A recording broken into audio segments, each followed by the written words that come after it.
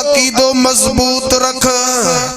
सजी कायनात के खाराइण वारो केरा अल्लाह आही। इन करे फरमाई उन रब जे तरफा ही कुरान नाज़िल कयो वयो। ही कुरान मजीद उन रब जे तरफा आयल्ला। मा बाद फ़क़द क़ाल अल्लाह तबारक व तआला फिल कुरानिल मजीद वल फुरक़ानिल हमीद। अऊज़ु बिल्लाहि मिनश शैतानिर रजीम। बिस्मिल्लाहिर रहमानिर रहीम।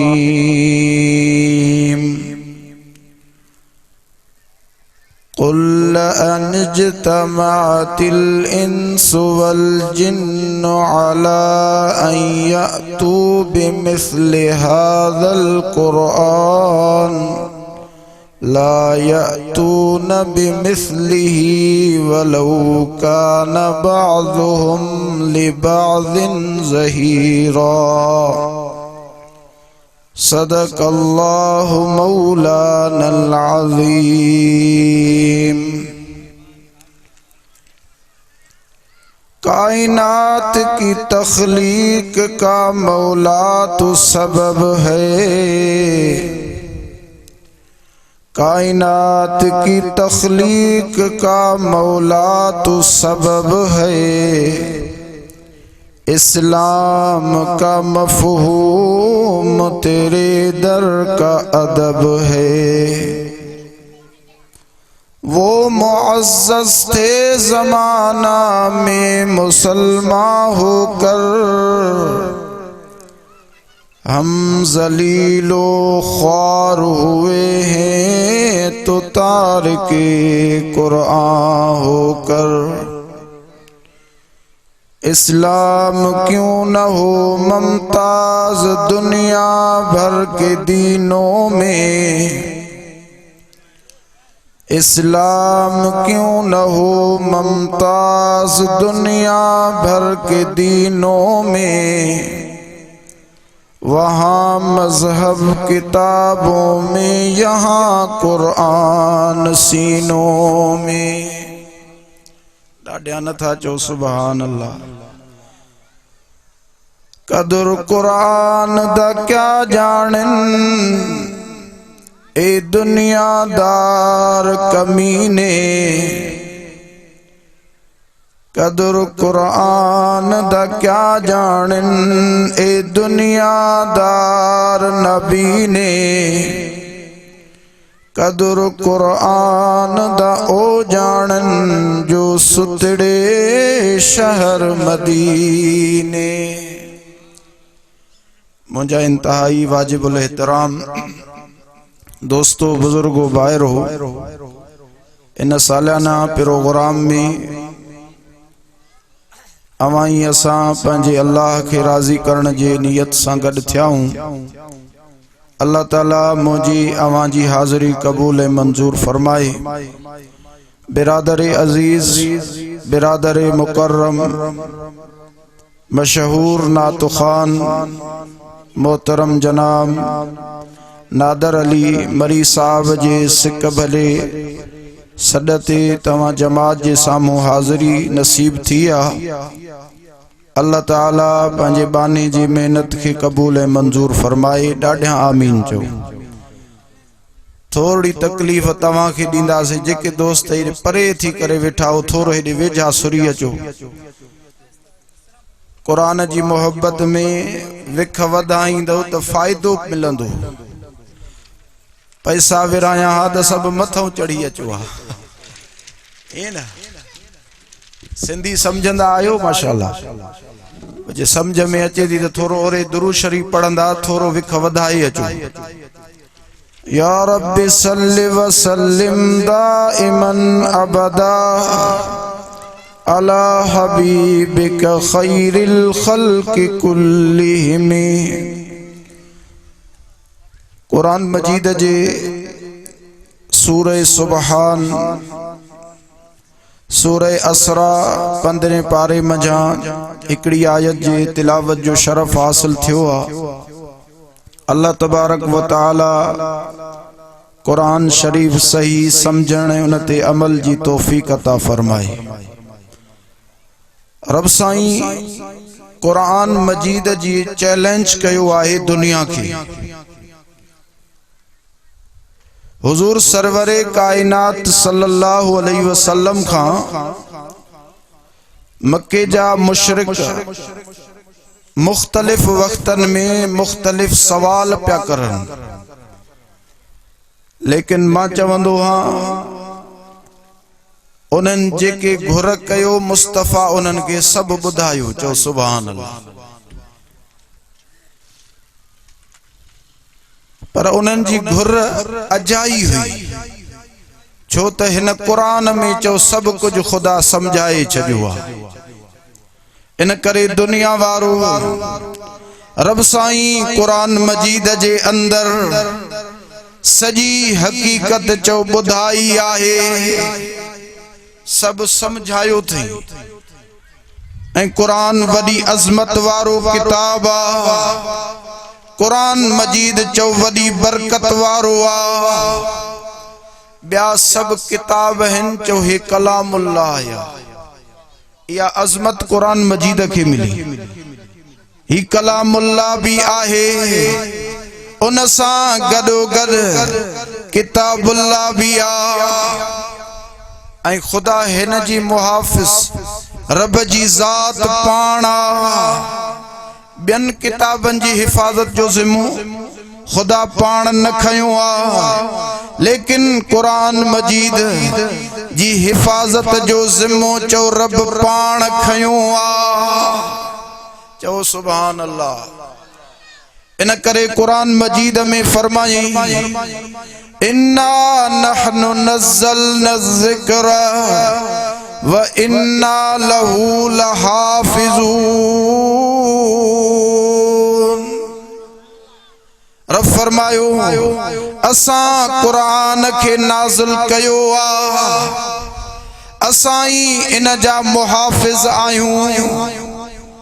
असां नाज़िल कयो आ, हे कंहिंजे तरफ़ां आयल आ। ॾाढा चओ अल्लाह जे तरफ़ां। इन करे कुरान मजीद में फरमाई तंज़ीलुम मिर रब्बिल आलमीन। सुभान अल्लाह दे पाबंदी नाहे त पोइ ॾाढा चओ सुभान अल्लाह। रब साईं फरमायो कुरान मजीद जे अंदर तंज़ीलुम मिर रब्बिल आलमीन। ही कुरान रब्बुल आलमीन जे तरफा नाज़िल कयल आ। काॾों आयो आ? जोर सां चओ अल्लाह ॾों। इन करे दुनिया वारो अफसोस के कुरान तेरे चाहने वाले न रहे। अफसोस आ जो कुरान अज समझण वारा दुनिया में न रहा। कुरान मजीद का अहवाल वठो, ही रब जो कलाम आ। पुछा कयो कुरान खां तवां के सब बुधाए पयो। जिए मेहमान इंदो आ उन खां पुछा गाछा थींदी आ। इए जे कदे तवां वक्त कढी करे कुरान मजीद खां पुछा कयो, कुरान चो सब बुधाए पयो। जे कदे तवां पुछा कयोस त तुंजो नालो छा है? ए कुरान ही भाणू गोठ वारा तोखा पुछा प्या करन तुंजो नालो छा है? कुरान बुधाए पयो बल हुआ कुरान मजीद। बल हुआ कुरान मजीद। मां कुरान सगोरो आया, मुझो नालो कुरान आ। कुरान आ ए कुरान ही पुछा प्या करन तू काढा आयो आ कुरान मजीद जवाब पयो दे तंजीलुम मिर रब्बिल आलमीन मां रब दा आयो हां रब दा ओ रब तदे वरी बी जगह ते रब साईं पंहिंजो तारुफ करायो अल्हम्दुलिल्लाह रब्बिल आलमीन सुभान अल्लाह थकल था लगो ॾाढा चो सुभान अल्लाह रब साईं तारुफ करायो पंहिंजो तारुफ पियो कराए सब तारीफ उन रब जी आ जेको जहानन जो पालण हारा सजी कायनात के खाराइण वारो केरा जोर सां चओ अल्लाह आहे इन करे दुनिया वारो इहो अकीदो मजबूत रख सजी कायनात के खाराइण वारो केरा अल्लाह आहे इन करे फरमाई उन रब जे तरफा ही कुरान नाज़िल कयो वयो ही कुरान मजीद उन रब जे तरफा आयल जंहिंजा तव्हां जे मथां थोरा हिन सजी कायनात ते थोरा कंहिंजा हिन जोर सां चओ अल्लाह जा हिन इन करे कुरान मजीद में फरमाई व इन तउद्दू निअमतल्लाहि ला तुहसूहा एडा उन जा एहसान आहिन थोरा ई थोरा मूते मारूअड़न जा लाया तलहन की न की गाइण खाऊं गौरा ॾाढा नथा चओ सुभान अल्लाह थोरा ही थोरा कंहिंजा हिन जोर सां चओ रब जा हिन उन जा एहसान आहिन इन करे रब साईं फरमायो जेकॾहिं तव्हां रब जा थोरा गणियो गणे नथा सघो शुमार कयो शुमार करे न पिया सघो एडा उन जा एहसान हिन ओ जिंदगी में जेको तव्हां साह हेठ मथे कयो था इहा भी रब जी मेहरबानी आहे तव्हां पंहिंजे अंदर ॾिसो वफी अनफुसिकुम अफला तुबसिरून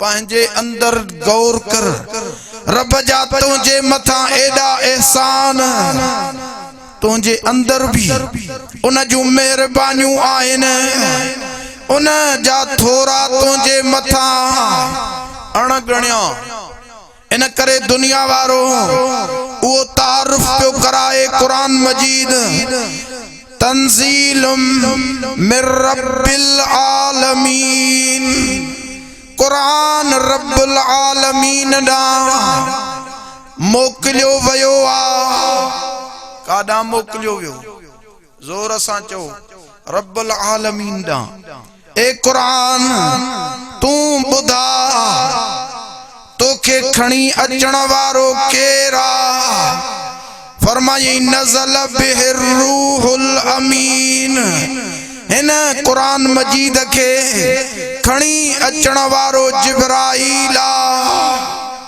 खणी अचण वारो केरा जिब्राईल अमीना ए कुरान तू बुधा कंहिंजे तरफ आयो आ नज़लहू अला क़ल्बिक असां इन कुरान के मुस्तफा जे दिल ते लाथो आ चओ सुभान अल्लाह नज़लहू अला क़ल्बिक ए सोना असां इन कुरान के तुंहिंजे दिल ते लाथो आ कुरान एडो वजनी आ एडो वजनी किताब आहे ऐं ही वडो रब जो जलाल आ कुरान मजीद जे अंदर इन करे फरमाई लौ अंज़लना हाज़ल कुरान अला जबल लरअयतहु खाशियम मुतसद्दिअम मिन खशियतिल्लाह। ॾाढा चओ सुभान अल्लाह। एडो वज़निया रब फरमायो जे कदे कुरान जबलन ते लायो आ जबल भी रेज़ा रेज़ा थी पवन हा। जबल भी कुरान जो बार न खणी सगन हा लेकिन दुनिया वारो मुस्तफा जे कल्ब ते कुरान आयो। हुजूर चो लुडियाई न हुजूर जन लोडो ही न खादो 30 सिपारा कुरान जो नुज़ूल थींदो रहो पर मुस्तफा चो लोडो ही न पिया खाइन। या अज़मत चो मुस्तफा जी इन करे दुनिया वारो रब साईं फरमायो ही कुरान मुस्तफा जे दिल ते लाथो आ हुजूर जे कल्ब ते नाज़िल थियो। छाजे लाए केड़ो मकसद कुरान खणी आयो फरमाई हुदल लिन्नास व बय्यिनातिम मिनल हुदा। ही कुरान सजी कायनात जे हिदायत जे ला पूरी इंसानियत जे हिदायत जे ला कुरान मोकलियो वयो लेकिन असा कुरान के सिर्फ चुमे सीने सा लगायो से बस। कुरान जा हुकूक हन कुरान मजीद मकसद केड़ो खणी दुनिया में आयो उनके समझणो आ। इन करे फरमायूं कुरान मजीद जा 5 हक हन। घणा बाबा 5 हक आहिन कुरान मजीद जा। पेरे नंबर ते ईमान बिल कुरान कुरान मजीद ते ईमान आणियो त ही कुरान महफूजा हिन कुरान जे अंदर काई तब्दीली नथी थी सके। तब्दील करण वारा चो पाण तब्दील थिया उनन जो दीन मटियो ईमान मटियो। कुरान चो उन सूरत जे अंदर उनई अंदाज में मौजूद आ। कुरान उनई अंदाज में मौजूद आहे ऐं हिन जी हिफाजत रब चो पंहिंजे ज़िम्मे पाण खई आ। ऐं ॿियो कुरान जो हक़ आ त कुरान जी तिलावत कयो कुरान पढ़ो। मुस्तफा कुरान पढ़ियो सहाबा कुरान पढ़ियो अहल बैत कुरान पढ़ियो। सहाबा अहल बैत जो कुरान पढ़ण वारा हा खुद हुजूर जन साहब इनके फरमाइन पिया साहबियो तवा कुरान बुधायो मां मोहम्मद तवा खा कुरान बुधा। चो सुभान अल्लाह। हुजूर जन पंजे साहबा के फरमाइंदा हा तवा कुरान बुधायो। इन करे अबू बकर सिद्दीक पढ़ियो उमर उस्मान पढ़ियो तला जुबैर पढ़ियो अलीउल मुर्तजा चो कुरान पढ़ियो हजरत हसन पढ़ियो हुसैन पढ़ियो करबला जे मैदान में सोने हुसैन चो कुरान पढ़ियो आ। ॾाढा चो सुभान अल्लाह। तीरन तलवारन में सोने हुसैन कुरान पढ़ियो। पुछा कयो हुसैन तू हिन तलवारन में कुरान पढ़े पियो फरमाई हाओ यारो किया न कुरान पढ़ा मुझे नाने मोहम्मद ताइफ जे मैदान में कुरान पढ़ियो आ। मुझे नाने पढ़ियो मुझे बाबे पढ़ियो तय करे मां सोनो हसन भी हुसैन भी करबला जे मैदान में कुरान पढ़ी पंहिंजे नाने जी सुन्नत जिंदा कंदो। ॾाढा चो सुभान अल्लाह।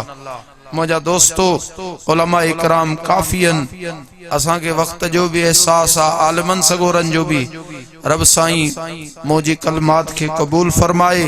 अल्लाह साईं असा जी हाज़ुरी ए तमाम उलमा इकराम जी बुधण के बुधाइण के पंजी बारगाह इलाही में कबूल मंजूर फरमाए। वमा तौफीकी इल्ला बिल्लाह।